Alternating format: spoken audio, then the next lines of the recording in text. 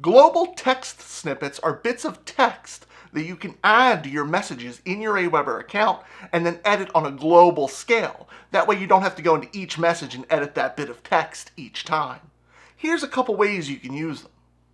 To use global text snippets, under List Settings, click Personalize Your List, and under the Global Text Snippets section, you can enter in the snippet name and then the text that displays. Just click the Add button when you're done.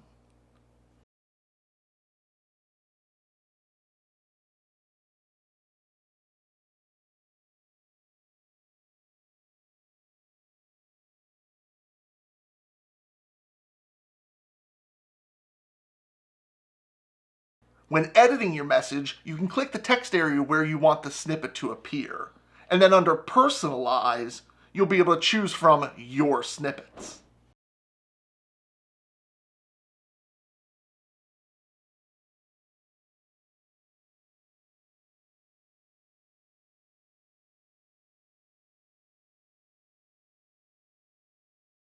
So what are you waiting for? Hop in your account, try out some global text snippets today. And if you don't have an Aweber account yet, don't worry, it's absolutely free to sign up for one.